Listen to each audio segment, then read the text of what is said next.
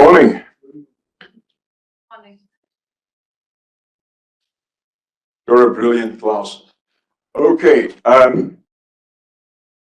Today will become much more technical. Much more technical than yesterday.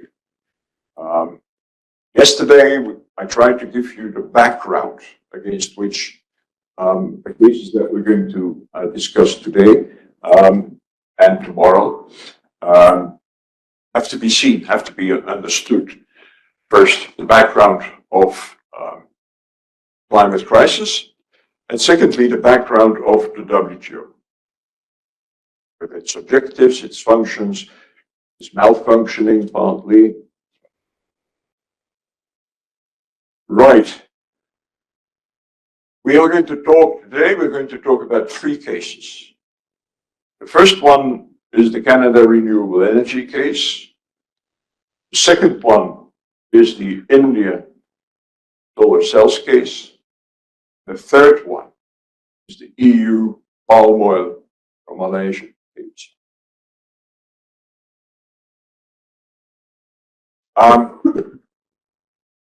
As a disclosure, I think I owe you this because you will perhaps otherwise think that, well, I may not be completely unbiased in these cases. The first case, this case, I think I already said yesterday, I was not on the division, but I was at the time already an appellate body judge, and I was part of a very, very long and intensive exchange of views.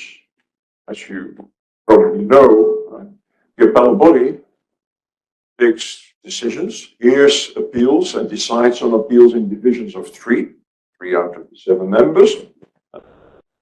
Well, by the way, selected randomly and regardless nationality. But the 3 on the division who do take the final decision, let's that be clear. The 3 on the division, they consult, they use the technical word, they exchange views with the 4 that are not on the division. This, by the way, has been a very, very useful tool for 2 reasons. First of all, to ensure even higher quality of the rulings. Why higher quality? Well, 7 people always know more than 3. And the 3 on the division that often are very concentrated on the case. They've been working on that case for weeks, if not months. And sometimes you don't see the obvious anymore. The 4 not on the division have read the submissions, have read TSG's paper, but are more removed. Yeah. So, and you may have had that experience already in your own life, that if you're working on a paper, you're working on a problem, and then you talk to a friend, and sometimes that friend, not necessarily an expert and a specialist, sometimes that friend that makes a very, very pertinent comment. And that's exactly what happens also in the exchange of views at the appellate body. Now, I can't give you examples of that, because that falls under the secrecy of the deliberations. But the other reason why the exchange of views has been very useful, and it's linked with the previous one, is the consistency in the case law. Because on this case, for example, the 3 on the division had not been on a previous case in which some of the issues that came up again were decided. But some of the 4 that were not on the division had been. So they could inform their colleagues on the things that are not in the report. The previous report, the relevant report, the other report that was relevant to understand the state of the case law. And what sort of the line of thinking was at the appellate body at that time. So, spending too much time on this, but this is another occasion to give you a broader view of the system. So I was on the exchange of views, and I can tell you, the exchange of views was long. I think for that case we went almost 3 days. They're long days.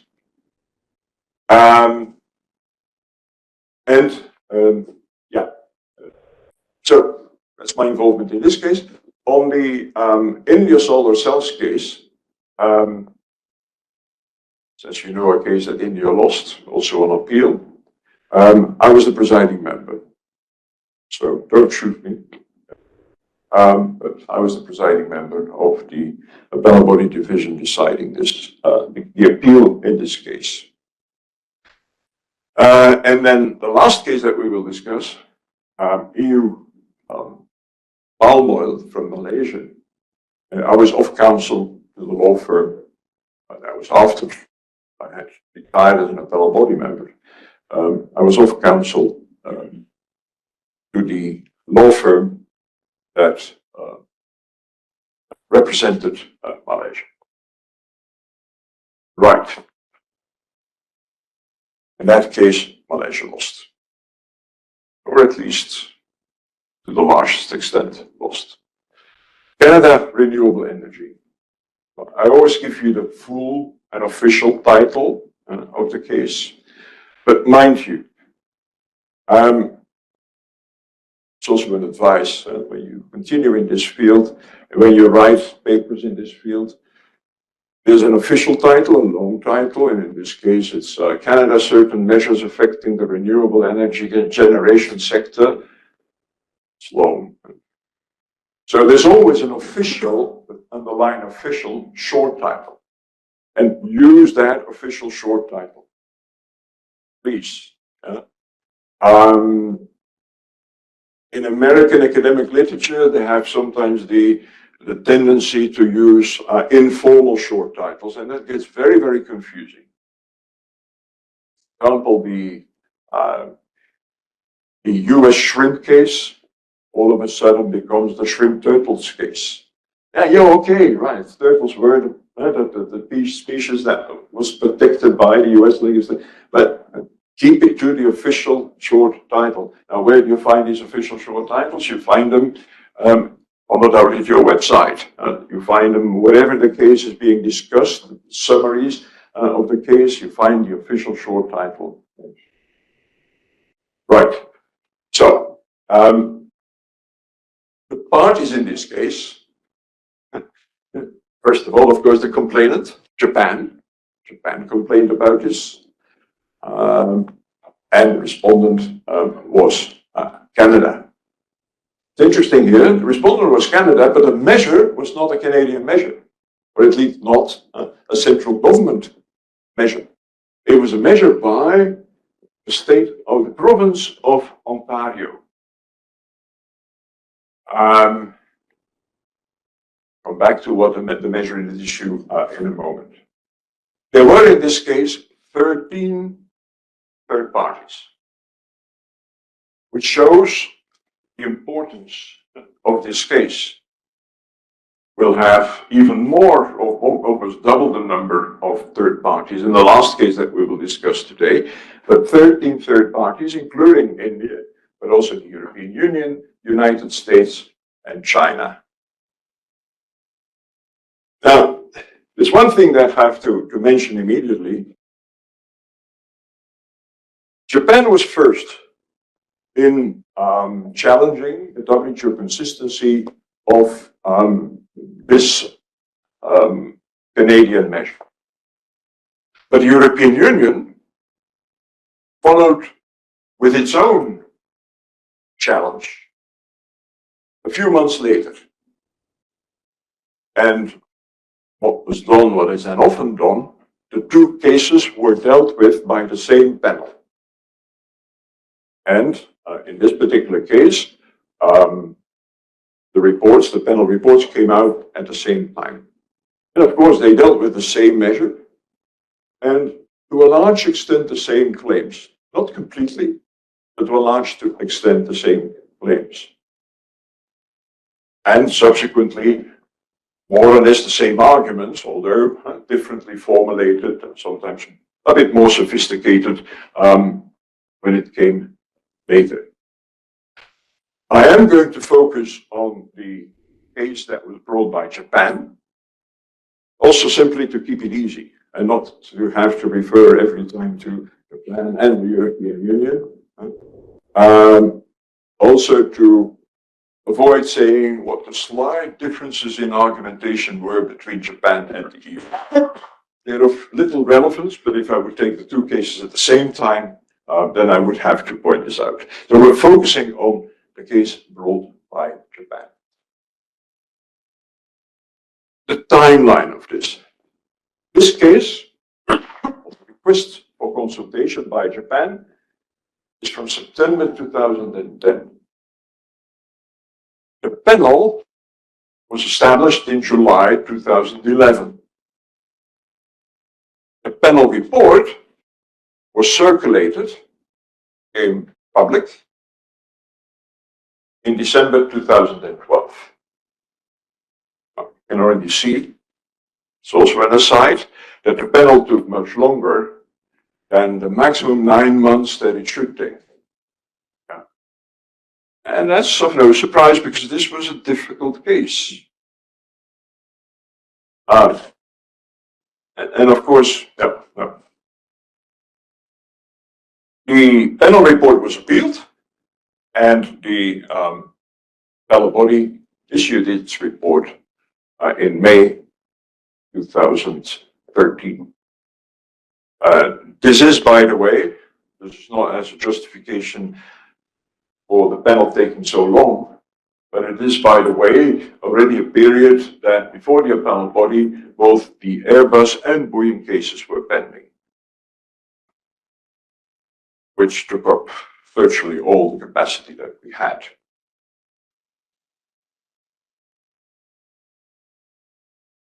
What were the measures at issue?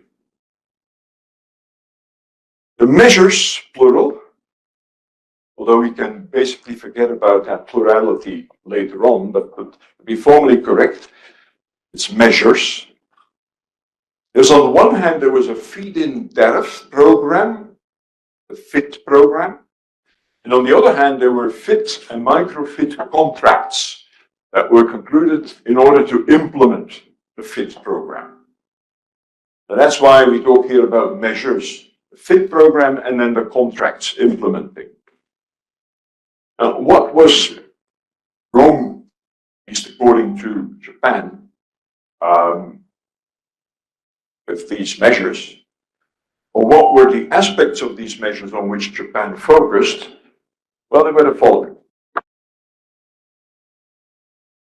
What happened under these programs, what happens under the program as implemented by the contracts, the government of Ontario purchased electricity.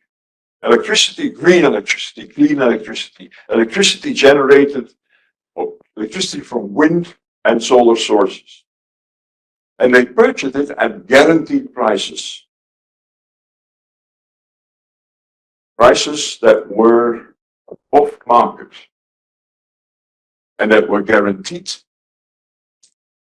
And this is what I was promised, that there would be a dog walking into the classroom. I said, no, dogs don't like WTO law. But this dog does. At guaranteed prices under long-term contracts. So you actually have two, I'm not going to prejudge the case, but you have two subsidy elements. The prices are above market and they are guaranteed for under long-term contracts.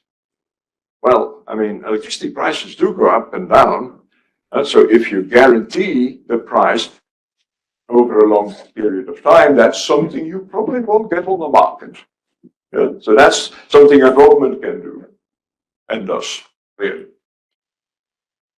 Now, this is one aspect of the measure. And that aspect we call the FIT, or the feed-in tariff. And part of the claims of inconsistency of Japan are focused on that tariff.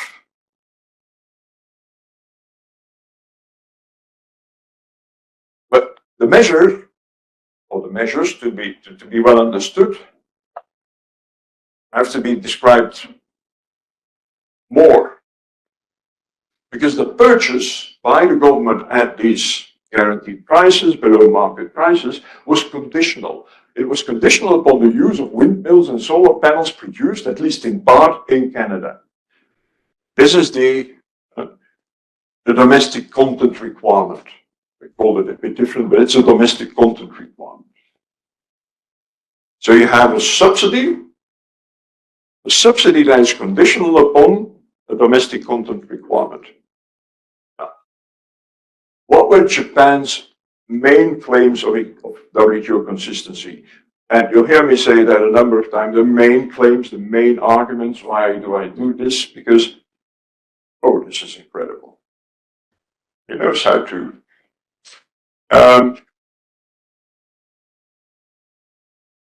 Why do I emphasize the main? Because there were other claims, yeah, and there were other arguments, but we're going to focus on what is most important. Otherwise, we will be talking about this case alone until sun goes down, and you don't want that. Main claims of inconsistency were inconsistency with Article 2.1 of the TRIMS agreement. For clarification, were they open to buying electricity from foreign sources if they met the domestic content requirement? Excuse me? Were they open to buying electricity from foreign sources if they met the domestic content requirement? That's a good question. No, I don't think that was provided for. I don't think that was provided for. If that were provided for, that would be part of the discussion that they had on the case later, and I've never heard that. One should go back to the actual program and see whether there's also a nationality requirement for the energy that the electricity producers, electricity generators, that they had to be established in Ontario or in Canada. My assumption is yes, but another consideration in this context is that electricity doesn't transport very well. Yeah. There's a loss you lose a lot of electricity if you transport over long distances. So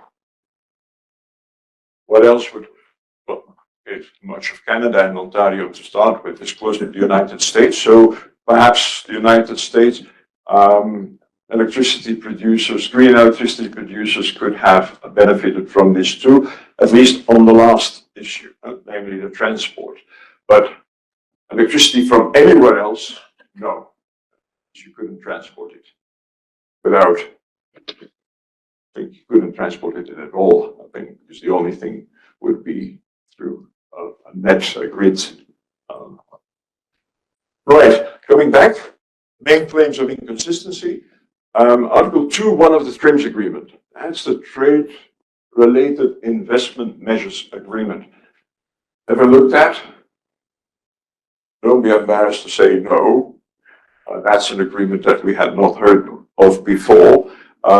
Because it is an agreement that, well, you'll see in a moment why it is not an agreement that is in most courses of WTO law. They would not focus on that. It could come up in some of the cases, but it would not be thought or looked at separately. You look at it separately, the TRIMS agreements, you do. It's a very good course. It's, but normally you don't.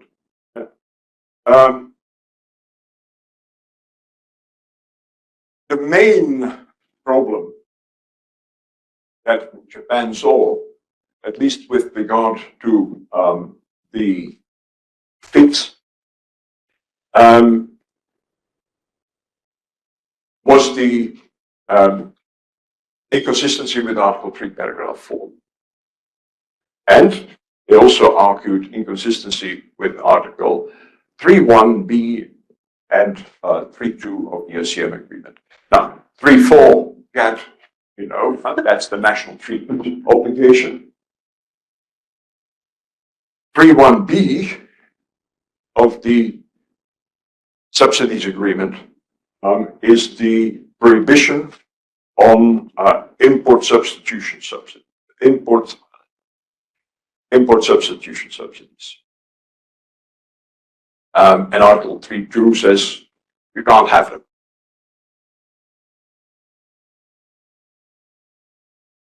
Let's analyze these, and I've done this for every of the cases.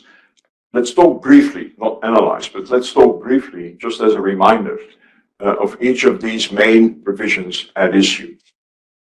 And I will add some provisions that are relevant in this case, because they would not be part of the main claims, but they would be part of the defenses that can be invoked. First, coming to this Article 2.1 of the TRIMS agreement, what that provision says is, and this is why it is often not part of a course on WTO law or not looked at in detail, it says no member shall apply any TRIM, any trade-related investment measure, that is inconsistent with the provisions of Article 3 of the GATT. What is missing there, it's on purpose missing because it's not relevant here, but it also says that is inconsistent with Article 11 of the GATT. So any measure that is inconsistent with Article 3 or 11 of the GATT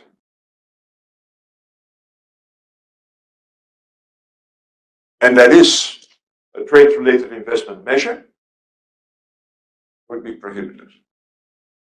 So what is really at stake is to determine whether the measure is inconsistent with Article 3. And in particular here, Article 3.4. Article 3.4 that states, and you know that's the national treatment obligation. Any law, regulation, or requirement affecting the sales, the offering for sale, the distribution, the use of a product must be so that imported products shall not be accorded treatment, shall not be accorded treatment less favorable than that accorded to like products. I modified the quote because I was reasoning in the other way. What Article 3.4 says is that imported products shall not be accorded, shall be accorded no less favorable treatment. Now, what Japan, of course, did not impose was an exemption to this Article 3.4. And you know the difference between an exception and an exemption? An exemption carves out of the scope of application measures. The scope of application of a provision, it carves out. Exception, well, then you first establish that as a violation, and once you have established that as a violation with a provision, you say, well, but the violation can be justified, and that's what you do under an exception. Article 3.8a is an exemption, but obviously was not going to be invoked by Japan. Japan worked under the assumption that an exemption did not apply. What does this exemption of Article 3.8a tell us? Well, that Article 3 shall not apply to laws, regulations, or requirements governing the procurement by governmental agencies of products purchased for governmental purposes and not with a view of commercial resale. So, this is a very, very important exemption to the national treatment obligation. Why is it very important? Because depending on the country, anything between 10 to 15% of GDP is related to government procurement, what the government buys for its governmental purposes.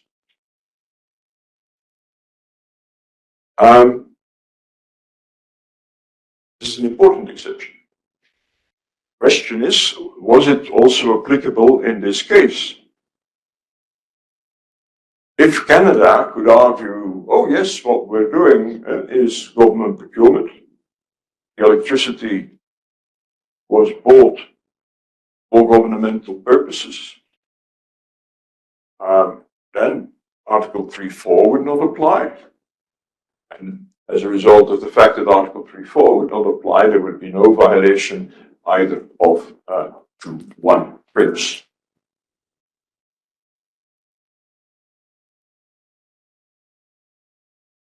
The other line of argumentation that related to and argued that this measure is an import substitution subsidy. In order for that argument to be successful, you first have to show that there's a subsidy that falls under the subsidy agreement rules.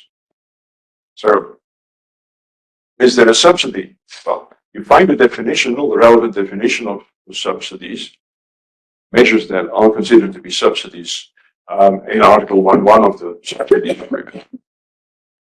And there it says, and it's highly, it's a quote, but the quote is highly densified.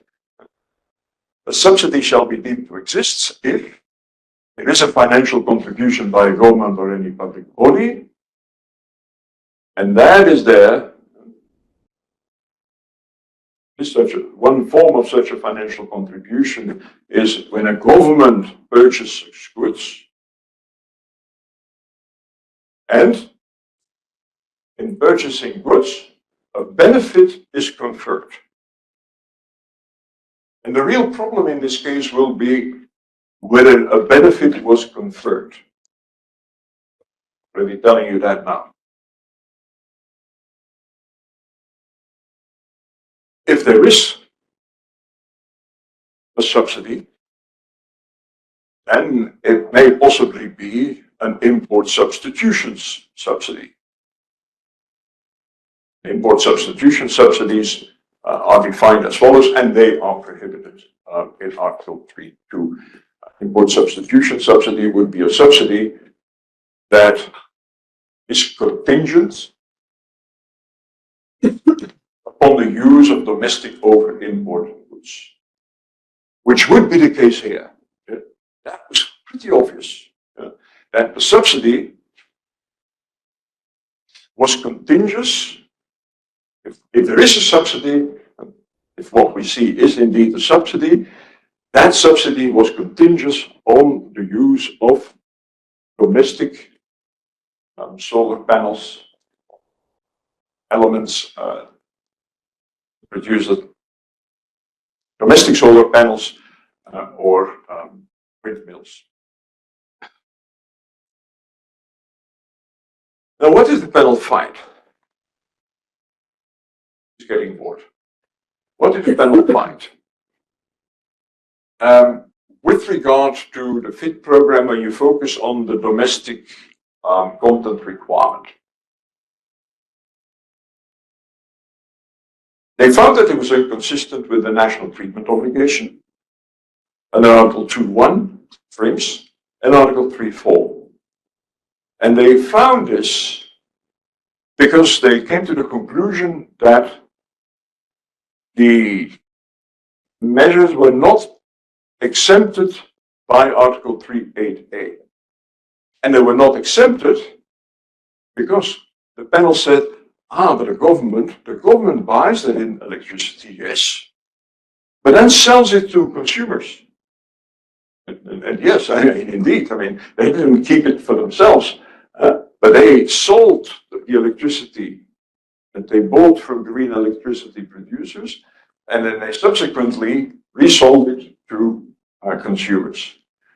And that was, we could go back to the previous slide, that kills the whole thing, because if you buy for commercial resale, it does not fall anymore under the public procurement exception. So that's where the panel stood on this. purchase of the green electricity was undertaken with a view to commercial real sale. Now, with regard to the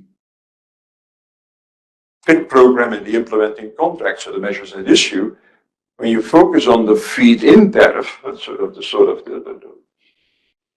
feed-in tariff, so electricity was bought at prices below market and guaranteed prices for a long time. What did the panel say about that? Well, it said that the panel had failed to establish that the financial contribution was the government purchase of green electricity, conferred a benefit. And therefore, since there was no conferration of a benefit, there was no subsidy. You always have two elements for a subsidy. You have a financial contribution by a government or a public body that confers a benefit. No benefit is conferred, there's no subsidy. And the panel then, well, actually now gave them their conclusion, but the panel justified this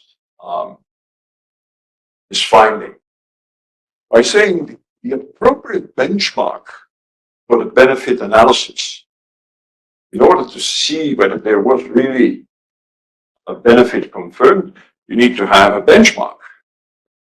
The appropriate benchmark for the benefit analysis the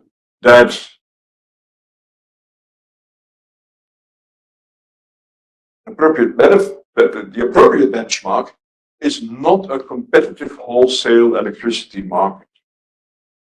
Why not? According to the panel, such a market does not exist. It doesn't exist. And even if it would exist, and the panel sort of is thinking also of a possible appeal, so they have an alternative secondary reasoning, that even if it would exist, the FIT generators, the green electricity generators, would not be on such a market. But their first line is, there is no competitive market of electricity. And they justify that by looking back at the history of electricity production in Ontario, but also elsewhere in the world. And there, the governments have been intervening in the electricity market again and again. But even without, when there was still no talking about a green electricity, just the electricity market was always subject to government intervention. So good. This competitive market that you need in order to establish whether and the benefit was confirmed, that doesn't exist. That market doesn't exist.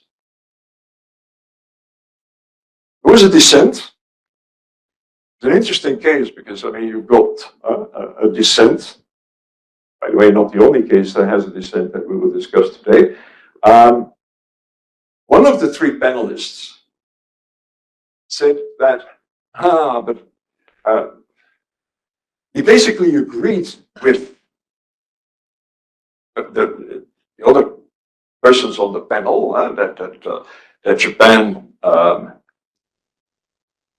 did not make its case, but especially with regard to the point made in the previous bullet, he said that a competitive wholesale market that we should look at is the market that could exist. Now, I mean, I see some of you say, what? Yes, that's also my reaction. Yeah? But so it's a sort of hypothetical market, an artificial market. It doesn't exist, but it could exist. And that would then be the appropriate benchmark. Okay. This case was appealed. And actually, we expected this case to be appealed. I was not lucky to draw the right number, so I was not on the division, but it's a very interesting case. But Ambassador Bossche was on the division. What were the main issues on appeal? And again, there were many issues brought on appeal. There were also claims of the panel having violated its obligation to make an objective assessment of the facts and so on. But the main issues on appeal were the following. First, whether the measures at issue were or were not covered by Article 3.8a. Panel has said no, because this electricity was resold on a commercial basis. And the second question was whether the measures at issue are a financial contribution conferring a benefit. With regard to the first issue, namely whether the government procurement exemption applied. Again, the panel said no, it does not apply. The appellate body eventually agreed that the exemption did not apply, but for very different reasons. Very, very different reasons. Actually, the appellate body built it even before it went into the analysis of what Article 3.8a requires. One of the things that it requires is that the product that is being purchased is not sold on a commercial basis. There's no commercial resale, and that's what the panel found to be the case. The appellate body took a much more conceptual approach. They said, well, this exemption, Article 3.8a, must be understood in relation to the obligations stipulated in Article 3. Obligations stipulated in Article 3 relate to national treatment, non-discrimination. This means, according to the appellate body, that a product of foreign origin, the product that is discriminated against, must be in a competitive relationship with a product purchased. So what the appellate body did, it says, well, Article 3.8a is an exemption to the national treatment obligation, to the basic non-discrimination obligation. And it says, well, therefore it is required that the product that is discriminated against up here is in a competitive relationship with the products that are being purchased. And that would then allow for the exemption. In this case, this was not the case. And why? Because the foreign products that were being discriminated against were the windmills and the solar panels. They were discriminated against because they could not be used in the generation of Canadian clean energy, clean electricity. So they were discriminated against. But they were not the product that was being purchased by the government. The product that was being purchased by the government was electricity. Now the argument that Japan tried to make was, yes, but you need the windmills and the solar panels to produce the electricity that was purchased. And Bossche said, oh no, but you understand that, but there's no competitive relationship between the electricity and the windmills and solar cells. This is not mentioned in Article 3A. Excuse me? Isn't this a broad interpretation of Article 3A? So this is not explicitly mentioned. No, but I think it's the logic of the relationship between Article 3.4 and Article 3.8a. But 3.8a specifically uses the phrase laws regulation governing the procurement process. Yeah. So with this interpretation, then that phrase is rendered meaningless. Yeah. And this is the argument that India will come with again in the solar cells case, and the panel will disagree with. I'm now running ahead of myself, but the panel will disagree with India, and the appellate body will say, well, no, the panel applied the previous appellate body case law correctly. No, I understand the argument. There is an argument to be made, but it was an argument that was rejected. So, and I think for good cause. But it does restrict. I think one of the reasons why a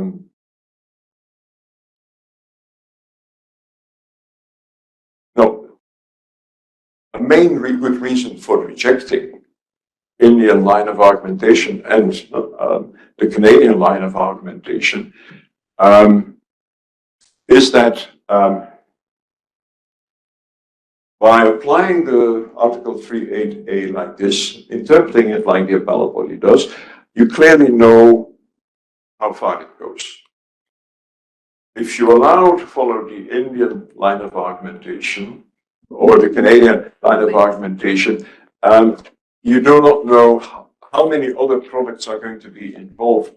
Because basically the argument is that inputs, that machinery that is necessary to produce a product that is then being purchased, that also would be covered by the not covered by the non-discrimination provision. How far can that go back in the chain? Because then to produce these windmills, you need steel. See how far that could go? That's, I remember that from the discussions in solar cells. And then the counter argument, well, we should be talking about it when we talk about solar cells, but the counter argument of the Indian delegation was, no, but there's a more immediate relationship between the windmills and the solar cells and the electricity. Actually, in the Indian case, they were not talking about windmills, they only had solar cells, solar panels. Yeah. But only reasoning that was advanced, there was no way to limit it to this immediate impact, the immediacy of the inputs. This interpretation that it should relate to the product purchase covered under Article 3 flows from logic, then the immediate requirement to the product purchase could also be governed under logic. Would have been accepted. You're a good lawyer for the Indian government, and but that's not what. The best explanation that I can give is the one that I just gave you, which is not in the report, by the way. In neither of the reports, the appellate body has said that. The decision in Canada Renewable Energy. Right. So that's what they said, and therefore the appellate body modified the panel's finding on why the measure was not covered by Article 3.8a. They agreed it was not covered, but they modified the reasoning. They didn't even go into, well, is it for commercial resale or not? There was no need to make a finding on that. Yes. So I have two questions. First is with respect to competitive relationship. Yeah. Why did the appellate body go from a stronger reasoning with respect to commercial resale to this competitive relationship? Is that merely to shoot down any future claims with respect to, goods being used in supply chain? Let me answer first that question, because otherwise I might forget. It's not that they went from. Their first question was, does Article 3.8a come into play at all? The panel had answered that question, yes. Then it looked at the various conditions that need to be fulfilled for the exemption of Article 3.8 to play. And one of the conditions is that the product that is purchased is not commercially resold. That's what the panel did. The panel body said, oh, wait a minute, are we sure that Article 3.8a comes into play at all in this context? And they said, no, it does not, because the product that is being purchased is not in competition with the product that is discriminated against. And I grant you, Canada first and India then second, did put a valid defense in the sense that they went to the language of Article 3.8a and tried to say, well, but language of 3.8a is broad enough to cover also what I would call inputs. Yeah? Well, the inputs in this particular context is again a bit difficult because it's not really an input. It is machinery that is used to. So you have to have a broad concept of input. It's the machinery that is used. Input would usually for the windmills would be steel. Give you an idea of what an input would be. Right. Your second question. To the relevant market that the panel was not able to identify. Drawing from the dissent, should it be the case that in future such a relevant market comes up, and assuming that these measures have been upheld, would the WTO go back, or like what does that mean? That's very good. I'll come to that when I talk about what the appellate body said on that point. And that will make clear, or will give you an answer to this question. So, exactly on that point, was there a benefit conferred by that that feed-in tariff? Well, first the appellate body went through the effort of referring back to Article 14D of the subsidies agreement. And 14D tells us, this is paraphrased, that the purchase of a good by a government is not conferring a benefit, unless the purchase is for more than adequate remuneration. Speaks for itself. If a government buys from you something buys it at a price that is higher than the market price, well, they're conferring a benefit. But then, of course, the question is, how do you determine that price is higher than what? Higher than the market, higher than the prevailing market conditions. So what is the market? The appellate body starts by saying, well, actually determining the relevant market is central to and is a prerequisite for a benefit analysis. So it really then starts focusing that, listen, you have to get the relevant market correct. And then it says, in defining the relevant market, both demand side and supply side factors must be analyzed. And this is important because the panel had been focusing very, very much on demand side factors when looking at trying to determine what is the relevant market. And it came to the conclusion that it came to, namely that there was not such a competitive market and so on. But they were very much focusing on the demand side. And everybody said, no, if you try to define the market, you always have to look both at demand and supply side of that market. And then it says that supply side factors suggest that wind power and solar power producers cannot compete with other electricity producers because of differences in cost structures and operating costs. Everybody knew that. That to produce green electricity, that to produce electricity with windmills and solar panels is more expensive. So the producers of green electricity could not compete with the producers of dirty electricity.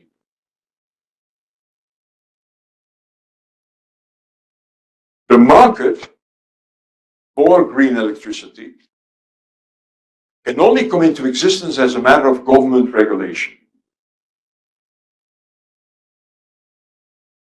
And this was an important idea that the appellate body threw into the discussion. That on the basis, should have said this, on the basis of this, that they cannot compete, that green electricity producers cannot compete with, sort of come to a preliminary conclusion that they're not on the same market.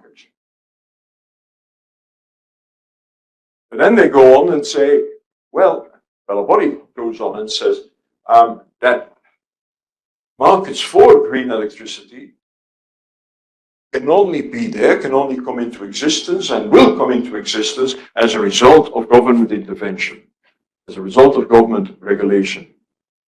And in this particular case, that government regulation had taken the form of the government's choice of supply mix of electricity. The government had decided that of the electricity that was consumed in Ontario, a certain percentage had to be green electricity. So that had to be produced. And by regulating like this, they created a market for green electricity. A market that would otherwise not exist because it's more expensive to produce green electricity. On a normal market, the green electricity producers would not survive. They wouldn't be there. They're only there because of government intervention, regulation. And how does this regulation work? Well, the government says, well, of all electricity that is being consumed, a percentage has to be green electricity. Then you immediately create a market for green electricity. There will be producers that are going to go for the green electricity that needs to be available.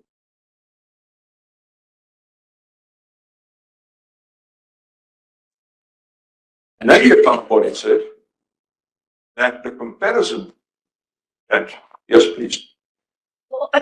So basically, when they talked about how green electricity cannot compete with regular dirty electricity, were they looking at like the process in which because in earlier cases, they usually just looked at the physical aspect of products and they were comparing likeness. So now after this case, was it a shift to like the process in which? Oh, likeness is not an issue here. Okay. Likeness is not an issue. But what did they look at? They looked at cost structures and operating costs. Yeah, that's what they looked at. And this was pretty obvious that it was more costly to produce green electricity. And therefore, green electricity producers could not possibly survive in the market of electricity because dirty electricity producers would always be able to offer the electricity cheaper. But likeness is often an issue, but not here. So when you make a benefit comparison, when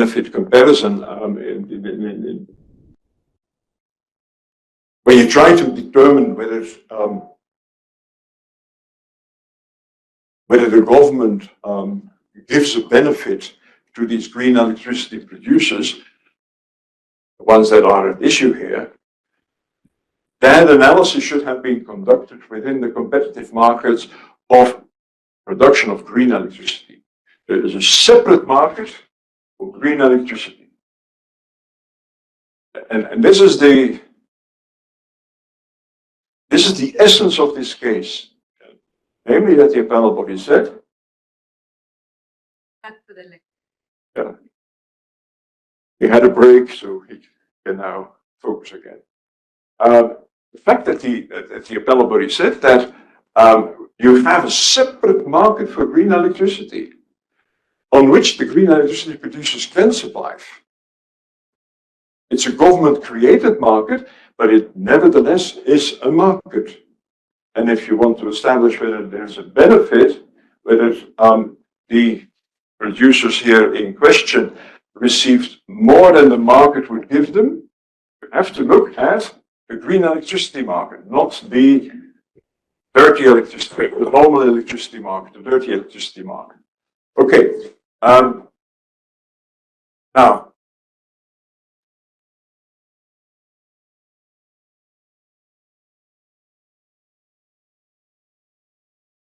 and the panel didn't do that. Yeah.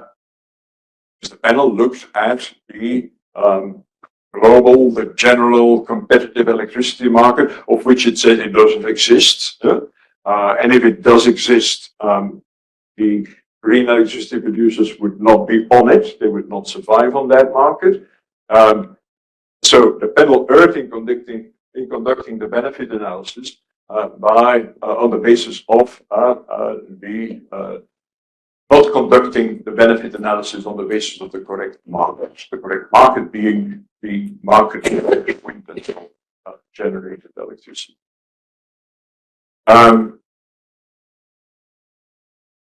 So the panel's finding failed to establish that the measured issue conferred a benefit, but through a very different reasoning than the panel had adopted.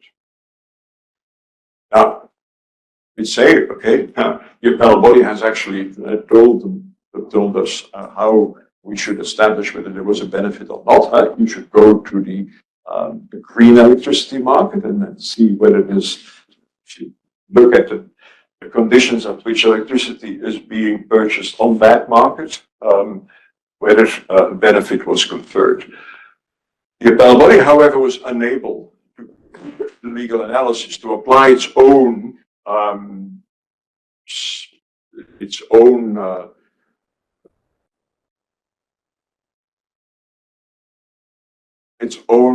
standards, its own reasoning, because it didn't have all the facts. It didn't have the facts, and the appellate body never goes into fact finding.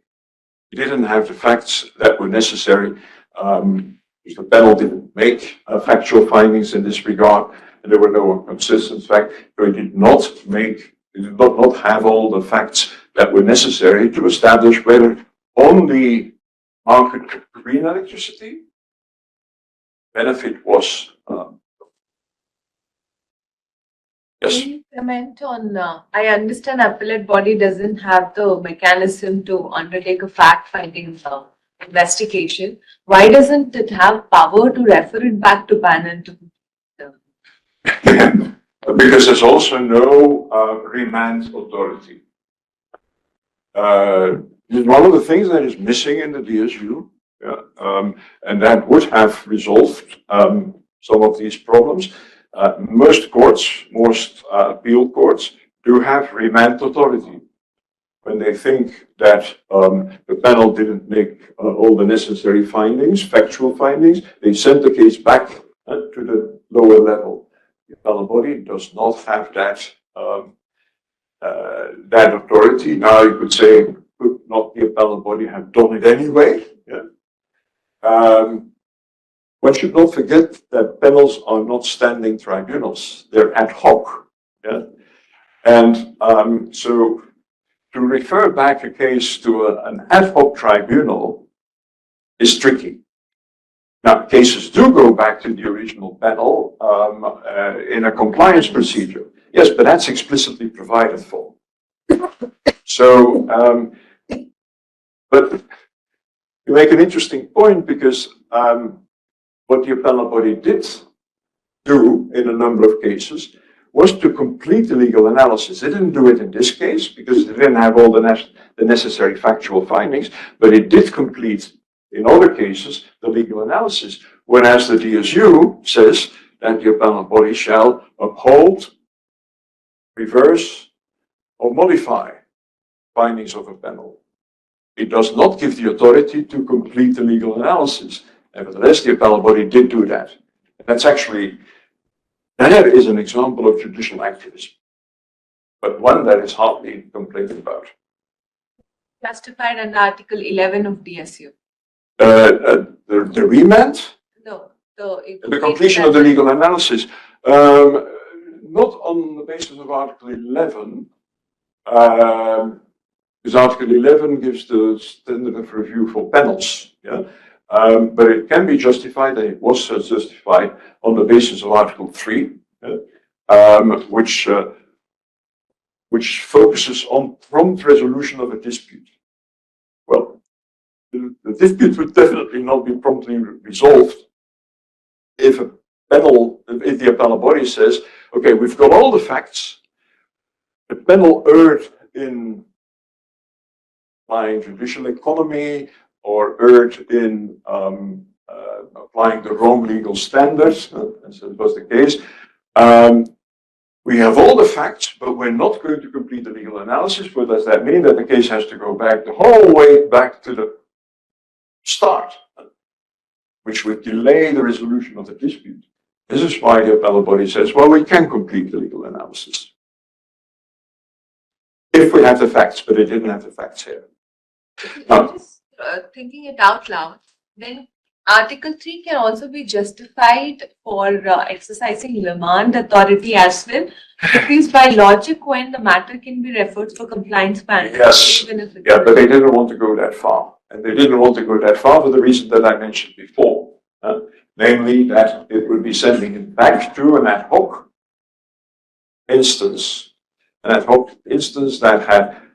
had no mandate to do so, to retake the case and to hear the remand. So this is it gets, should they have tried it once? Perhaps, but I'm pretty sure that the Legal Affairs Division would have advised the panel that, I mean, on what basis do you have jurisdiction? Probably if they have done it, US would have added this to the list of complaints that it had with such an Yep. No, but in the reform proposals, remand is one of the things that that has been discussed a lot. It's not in the Molina proposals, which I was a bit surprised about, but yeah, it's not there. Okay. But there were two comments that I was going to make still here. First of all, and I'm repeating this, but it's important to repeat it. What is innovative of this and important for you to understand what the appellate body and what the WTO can do about climate measures is to say that there are different markets. There are markets for solar energy, for green electricity in general. That's a market that can be distinguished from the market for electricity, dirty electricity. And in the benefit analysis, that of course has important consequences. This is one comment that I wanted to make again. The other comment is that Canada was, of course, very happy with this part of the ruling. They still had something to do to the measures because there was a finding of inconsistency with regard to the domestic content requirement, but they were happy with this. But mind you, perhaps they were not justified to be that happy. Why is that? Well, we don't know that if a panel in the future would have all the data, whether they would come to the conclusion that the benefits or that the measure, so the purchase of the electricity at a below market price for a long period of time, whether that on the market for green electricity would not have conferred a benefit. It may have conferred a benefit if the price goes way below the market and is guaranteed for a very long time. Maybe that even on that green electricity market, that is a bit over it. that is, we don't know. We don't know because the facts were not there, and this case was never really re-litigated. Did Canada comply? Well, its compliance obligation was limited to the domestic content requirement. Yes, they did comply. There was full compliance, actually, that's full compliance between inverted commas, because that was their wording. But Japan never complained about it, so they were happy. After the reasonable period of time, they declared full compliance in June 2014. What they actually did is they no longer subjected large renewable energy procurements to domestic content requirements. It's the first thing they did. And the second thing is that for small renewable energy procurements, there was a significant lowering of the domestic content requirement. So there was still a domestic content requirement, but probably not enough for Japan or the other complainant in a parallel case, the European Union, to complain about. Yeah. Now, the question that you have to ask yourself is how much policy space is left for WTO members to address the climate crisis on the basis of this case? What does it give or take away from the policy space that that WTO members have? Now, there's one thing which is very clear and it's very welcome, and that is that WTO members can create separate markets, and through regulation, in this case through the energy mix, that supply mix of energy that they regulate, they can create a separate market for green electricity.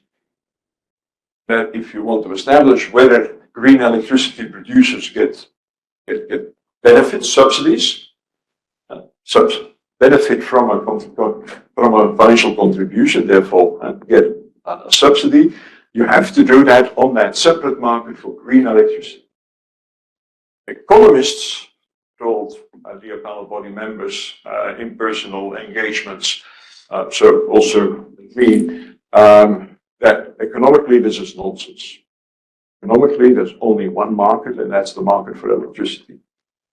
And government intervention does, according to these economists, does not create separate markets. Now, I think they're wrong, but that's where economists stand.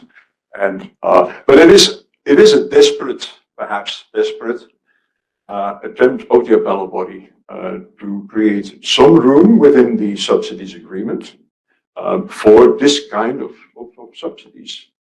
Because, as you already know, there is no Article 20 equivalent in the subsidies agreement. There's no article that says, okay, this may be a subsidy that may even be prohibited because it is related to the purchase, the use of domestic products over imported products. It may be a prohibited subsidy, but it can be justified. Why can it be justified? It can be justified because it can be justified because it's needed, it's necessary for the protection of the environment. You don't have that. That's a major, major shortcoming of the subsidies agreement. But the appellate body tried to do something about this by saying, well, you shouldn't look at that green electricity as being on the market of electricity, but it's a separate, it's a government-created market, but it's a separate market. Perhaps the last observation on this, and that is that, and this is not expressed explicitly in the reports, but there are those that say that when you look at markets, you should sort of ignore government intervention. They have referred to the fact that economists do that. what the appellate body here says is that in establishing whether there is benefit, in determining what the relevant market is for establishing whether there's benefit, you can look at markets that were created by the government. Were not created by demand and supply in the world. That were created by the government, with governmental purposes in mind, of course.